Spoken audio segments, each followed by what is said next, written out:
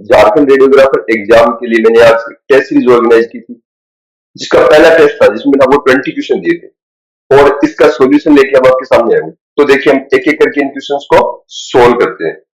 तो सबसे पहला क्वेश्चन था, what is the purpose of the focusing cup in the cathode of X-ray tube? जो एक्स-रे ट्यूब है, एक्स-रे ट्यूब में फॉक्सिंग कप होता है, इस फॉक्सिंग कप का क्या पर्पज होता है? इस पर्पज की इसके बारे में बताना, इसका उद्देश्य क्या है, फॉक्सिंग क्या करना होता है? तो पहला ऑप्शन था to produce X-ray photon, to assimilate electrons, to direct electrons towards the anode, to dissipate heat। तो देखिए, जैसे कि मैंने आपको चैप्टर के दौरान बताया था कि ये जैसे फिलामेंट है, ये एनोड है, ये कैथोड है। इस पर हम जब ये फॉक्सिंग कप लगाते हैं, तो इस फॉक्सिंग कप का उद्देश्य क्या होता है? इलेक्ट्रॉन बीम जैसे जैसे आगे बढ़ती है, इलेक्ट्रॉन इलेक्ट्रॉन रिपल्सन के कारण ये क्या होती है? ये फैलती जाती है। इसके अंदर एक रिपल्सन आपस में होने का, एक प्रतिकर्षण बल होने का, ये स्प्रेड होती जाती है। फॉक्सिंग कप इसके ऊपर एक नेगेटिव पोटेंशियल लगाता है और इसको डिजायर्ड साइज और शेप के ऊपर, जो टारगेट के ऊपर इसको फोकसित करने का काम करता है। तो ये क्या करता है? तो इलेक्ट्रॉन्स को एनोड की ओर डायरेक्ट करने का काम करता है कि इलेक्ट्रॉन्स एनोड से दूसरी साइड में इधर उधर ना चले जाए, जो एनोड रेडिएशन कहते हैं, वो ये उसका कारण ना बढ़े। तो इसका आंसर हो जाएगा थर्ड आंसर। सेकंड क्वेश्चन था, what is the thermionic emission in an X-ray tube? X-ray tube के अंदर थर्मियोनिक इमिशन क्या होता है? मैंने आपको बताया था थर्मियोनिक इमिशन क्या होता है। देखिए, किसी भी मेटल को अगर आप गर्म करते हो, तो गर्म करने के कारण उस मेटल्स के अंदर जो उपस्थित इलेक्ट्रॉन्स है, वो उसकी सरफेस को छोड़कर बाहर आ जाए, तो ये प्रोसेस थर्मियोनिक इमिशन कहलाता है। यानी गर्म करने से अगर किसी मेटल के इलेक्ट्रॉन बाहर आ जाते हैं, तो ये क्या कहलाता है? थर्मियोनिक इमिशन कहलाता है। तो चलिए हम इसके ऑप्शन देखते हैं। The production of X-ray photon, X-ray photon का प्रोडक्शन थर्मियोनिक इमिशन नहीं होता। इमिशन ऑफ विजिबल लाइट, ये भी नहीं है। इमिशन ऑफ हीट, ये भी नहीं है। और the release of electron from the cathode by heating, heating के कारण कैथोड से इलेक्ट्रॉन का निकलना क्या कहलाएगा? Thermionic emission. इसलिए इसका ऑप्शन हो जाएगा, आंसर हो जाएगा फोर्थ। थर्ड क्वेश्चन है, what is the impurity is commonly added to the filament of an X-ray tube to create a tungsten alloy? Tungsten alloy बनाने के लिए जो इसके फिलामेंट के अंदर, जो आपको पता है फिलामेंट है, ये टंगस्टन धातु का बना होता है। तो टंगस्टन प्योर काम में नहीं लिया जाता, एक एलॉय काम में ली जाती है। उसके लिए कौन सी धातु मिलाई जाती है? तो उसके लिए रीनियम धातु मिलाई जाती है, जिसे Re से लिखा जाता है। ये आप ध्यान रखना, इसका आंसर होगा सेकंड। फोर्थ क्वेश्चन है, what happens during the vaporization of a filament in X-ray tube? X-ray tube के फिलामेंट, एक्स-रे ट्यूब के अंदर फिलामेंट के वेपोराइजेशन से क्या होगा? पहला ऑप्शन है, the filament become denser. Filament देखिए, जैसे ये फिलामेंट है, ये धीरे धीरे वेपोराइज होगा, तो इसके जो टंगस्टन है, वो टंगस्टन क्या होगा? वेपर होके उड़ता जाएगा। तो इस टंगस्टन वायर का जो डायमीटर है, इसका व्यास है, इसका व्यास क्या होगा? कम होता जाएगा, लेस होता जाएगा। तो डेंसर तो ही नहीं होगा। फिलामेंट इवोपरेट इनटू ए गैस, फिलामेंट इमिट्स मोर एक्सरेज, ये भी सही नहीं है। फिलामेंट बिकम होटर, ये भी सही नहीं है। तो दूसरा हो जाएगा इसका आंसर। फिलामेंट क्या होता है? वेपोराइजेशन में गैस के रूप में वेपोराइज होता रहता है, गैस बन के फिलामेंट उड़ता जाता है। ये इसका क्या हो जाएगा? आंसर हो जाएगा। फिफ्थ है, what is the main purpose of the filament in X-ray tube? X-ray tube में फिलामेंट का मेन पर्पज क्या है? To generate X-rays. एक्सरेज का जनरेशन नहीं करता फिलामेंट। मैंने आपको बताया था एक्स-रे ट्यूब में इलेक्ट्रॉन के सोर्स की तरह से बिहेव करता है, ये इलेक्ट्रॉन सोर्स होता है। टू एसिलरेट इलेक्ट्रॉन, ये इलेक्ट्रॉन को एसिलरेट नहीं करता, ये सिर्फ इलेक्ट्रॉन को फिलामेंट की सरफेस से बाहर निकालता है।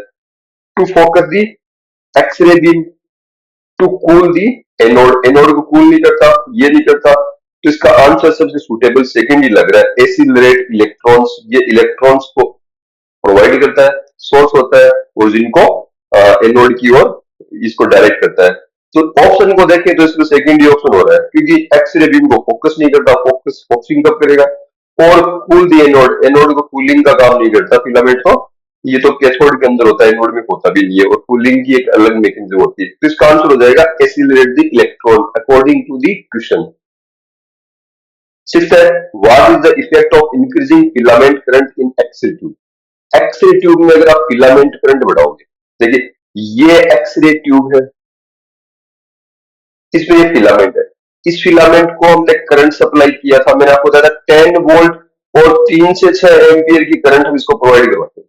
और मैंने ये भी बताया था ये फिलामेंट गर्म होकर इलेक्ट्रॉन की सतह से बाहर निकलेगा, एक स्पेस चार्ज बनाएगा जिसे हमने एडिशन इफेक्ट कहा था, और ये स्पेस चार्ज क्या करता है, दूसरे इलेक्ट्रॉन को बाहर आने से रोकता है, बाहर नहीं आने देता। अब क्वेश्चन ये है कि अगर आप फिलामेंट के अंदर करंट को इंक्रीज करते हो, बढ़ाते हो, तो क्या होगा, इंक्रीज करोगे तो H is equal to I square R T से फिलामेंट और ज्यादा गर्म होगा, और फिलामेंट और ज्यादा गर्म होगा तो उससे क्या होगा, फिलामेंट के ज्यादा गर्म होने से ज्यादा इलेक्ट्रॉन स्पेस चार्ज के अंदर आएंगे। तो वो ऑप्शन देखे गए, फर्स्ट ऑप्शन है डिक्रीज एक्सरे इंटेंसिटी, एक्सरे की इंटेंसिटी डिक्रीज होगी, डिक्रीज तो नहीं होगी, ज्यादा इलेक्ट्रॉन मिलेंगे तो ज्यादा इलेक्ट्रॉन एनोड की तरफ जाएंगे तो ज्यादा एक्सरेज निकलेंगे, तो एक्सरे की तीव्रता बढ़ेगी, इंटेंसिटी यानी एक्सरे की तीव्रता, एकांत क्षेत्र में उपस्थित एक्सरे फोटोन की संख्या। दूसरा ऑप्शन है इंक्रीज एक्सरे इंटेंसिटी, ये ऑप्शन सेट हो रहा है, एक्सरे की इंटेंसिटी बढ़ेगी। तीसरा है increase focal spot size, focal spot size का फिलामेंट टेम्परेचर से कोई संबंध नहीं है, फिलामेंट की लेंथ बढ़ाओगे तो फोकल स्पॉट की लेंथ बढ़ जाएगी, फिर फोकल स्पॉट की साइज बढ़ जाएगी, लेकिन फिलामेंट करंट से कोई रिलेशन नहीं है। डिक्रीज फोकल स्पॉट साइज मतलब फिलामेंट का तो फोकल स्पॉट से कोई रिलेशन ही नहीं है, तो इसका आंसर हो जाएगा सेकेंड। सेवन क्वेश्चन है X-ray heat is generated by, X-ray heat किसके द्वारा जनरेट होती है, the current passing through the filament, जो करंट है वो फिलामेंट यानी कैथोड से पास होता है। एक चीज देखिए, अब हम पहले इसको समझ लेते हैं एक्सरे के अंदर हीट कैसे जनरेट होती है। जैसे ये एनोड है और ये फिलामेंट है, हाई स्पीड इलेक्ट्रॉन्स आकर इस पर टक्कर करते हैं, उससे एक्सरेज का प्रोडक्शन होता है, उससे क्या होता है, एक्सरेज का प्रोडक्शन होता है। तो current passing through the filament. दूसरा distance from cathode to anode, पहले ऑप्शन में आप देख सकते हो current passing through the filament, अगर फिलामेंट से करंट पास करोगे तो उसका तो एक्सरे प्रोडक्शन से कोई जो हीट से कोई मतलब ही नहीं है, हीट तो इलेक्ट्रॉन्स आके एनोड के ऊपर टक्कर करेंगे उससे होता है।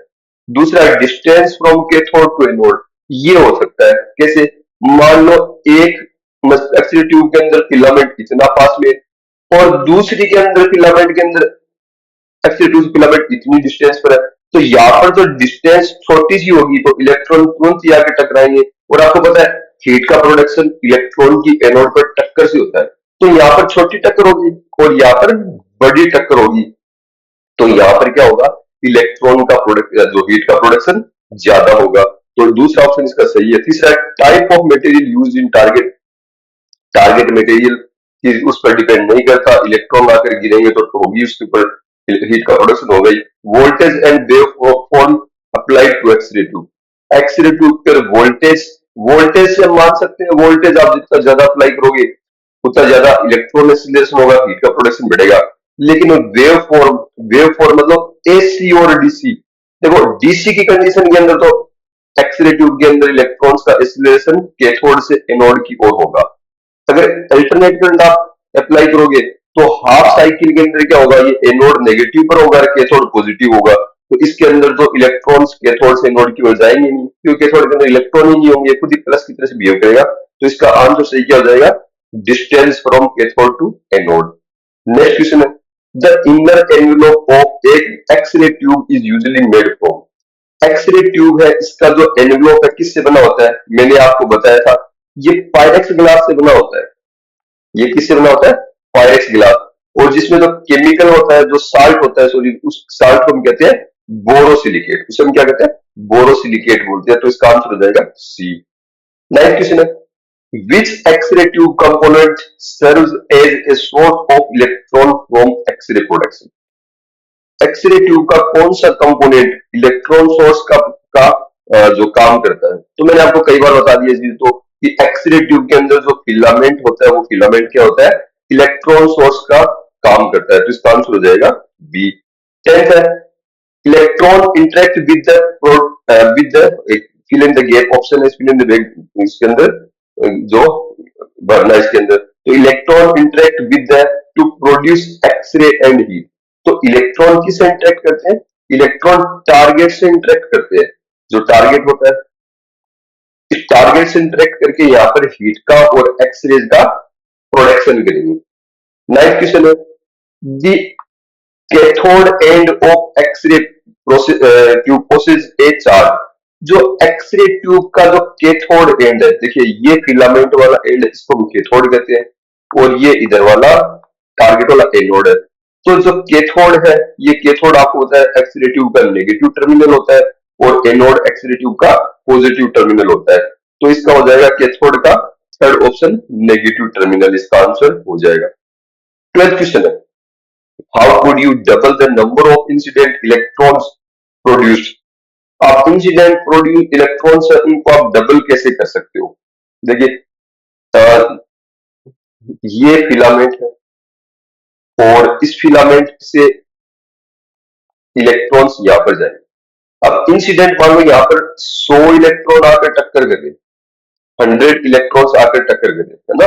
तो आप इनको 200 कैसे कर सकते हो। How could U double the number of incident electron produce. तो आपको पता है इन इलेक्ट्रॉन्स की संख्या को कैलकुलेशन हम एमएस के द्वारा करते हैं, मिलियन पर सेकंड के द्वारा। इसके द्वारा क्या करते हैं, हम करते हैं। तो आप या तो डबल कर दो एमए को, जैसे अभी एमएस है इसको आपको 2ms करना है। तो 2ms करने का तरीका दो तरीके हैं, आप या तो 2ma इंटू एस कर दो या मिली एम्पियर को टाइम को आप डबल कर दो जितनी देर इलेक्ट्रॉन निकल रहे हैं, या तो ट्यूब करंट को डबल कर दो या जितनी देर के लिए ट्यूब करंट निकल रहा हो टाइम को आप डबल कर दो। तो इसका आंसर हो जाएगा फर्स्ट एंड सेकंड दोनों। तो इसका आंसर हो जाएगा फर्स्ट। 13th क्वेश्चन है, acceleration of electron occurs when is applied to the filament। Electron का एक्सीलरेशन कब होता है, कैसे होता है, जब क्या अप्लाई करते हैं टू दी फिलामेंट। तो इसके अंदर हो जाएगा वाट नहीं होगा, वाट एनर्जी का जूल नहीं होगा, ये मिली एम्पियर और ये किलो वोल्ट। देखिए जैसे ये टारगेट है और ये फिलामेंट है, इस फिलामेंट यहाँ पे इलेक्ट्रॉन्स खूब सारे आकर इकट्ठे हो गए, ये तब तक एक्सीलरेट नहीं होंगे जब तक आप एनोड और कैथोड के बीच में केवी या वोल्टेज अप्लाई नहीं करोगे। तो इसका आंसर हो जाएगा 4 किलो वोल्टेज। नेक्स्ट क्वेश्चन है, what is the primary purpose of glass housing.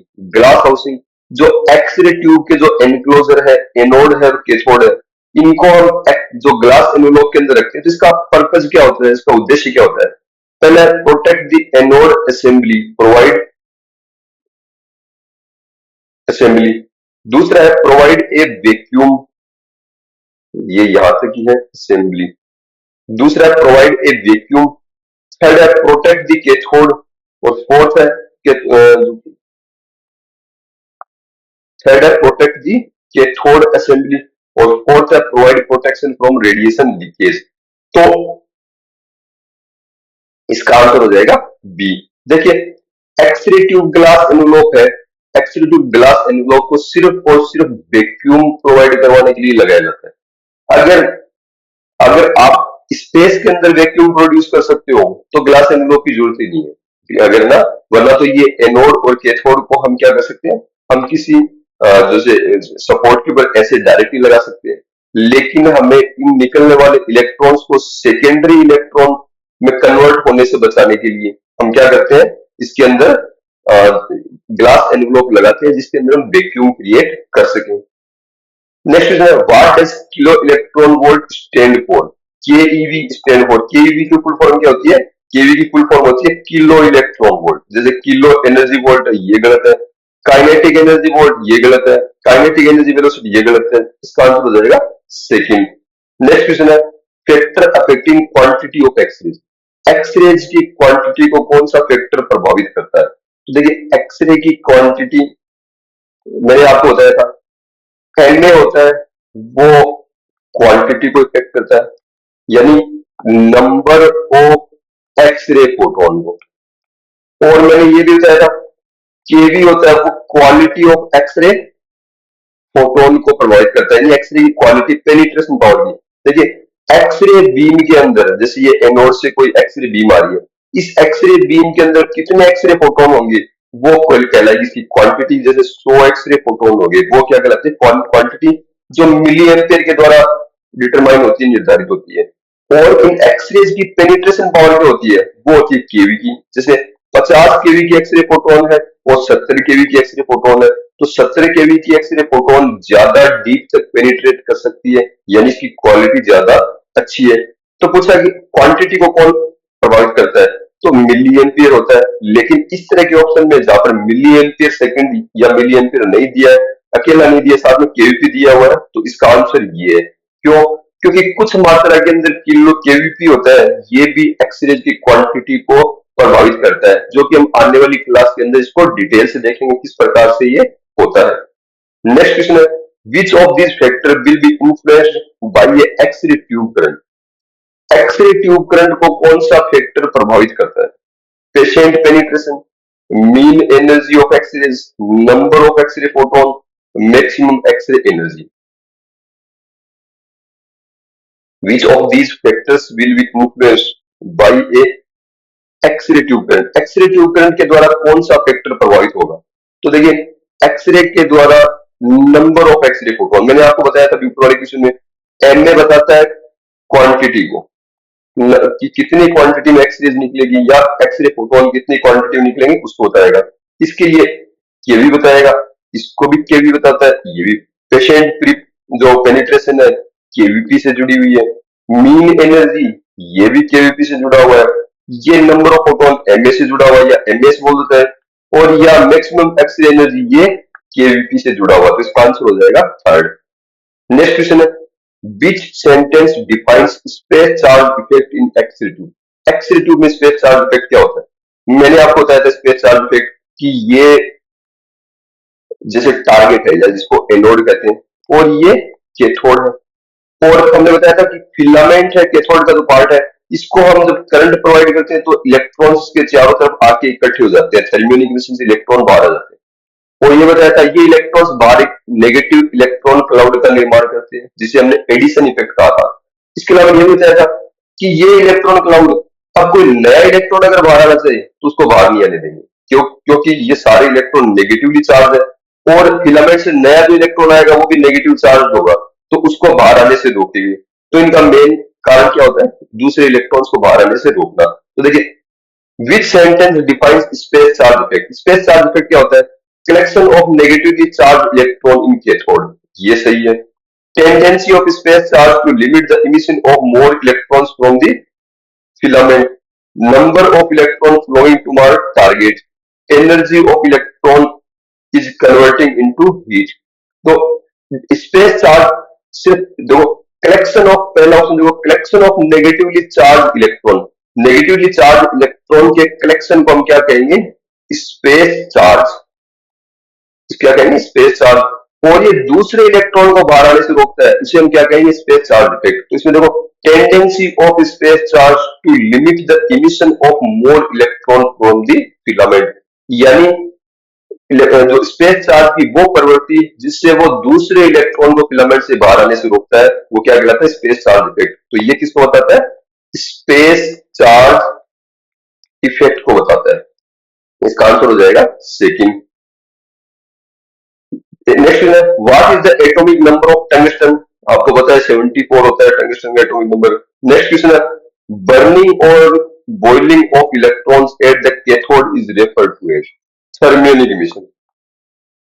Cathode के ऊपर जो इलेक्ट्रॉन्स का जो बर्निंग होता है, उनका बॉइलिंग होता है। देखो, इलेक्ट्रॉन्स क्या होते हैं, हम जैसे ये कोई मेटल का पीस है, इसको हम गर्म करेंगे, अगर गर्म करेंगे तो इलेक्ट्रॉन्स क्या करते हैं? थर्मल एनर्जी एक्वायर करते हैं, तापीय ऊर्जा ग्रहण करते हैं, और बहुत ज्यादा तापीय ऊर्जा ग्रहण करेंगे तो आप मान लो कि उबलने लग जाते हैं या बॉइल होने लग जाते हैं, और बाहर आके, और बॉइल होकर क्या होते हैं? बाहर आने, इसकी सरफेस के बाहर आकर इकट्ठे हो जाते हैं, इसकी जो जो मेटल कंडक्टर इसकी सरफेस के। तो इसको आंसर हो जाएगा थर्मियोनिक इमिशन। तो आज के जो टेस्ट है उसके सभी क्वेश्चन का आंसर कंप्लीट है, मैंने सारा सॉल्यूशन करवा दिया है, और आपको नेक्स्ट पेपर है उसका भी सॉल्यूशन आपको मिलेगा। ये टेस्ट सीरीज फ्री है, इसको सभी स्टूडेंट ज्वाइन कर सकते हैं। ओके, धन्यवाद।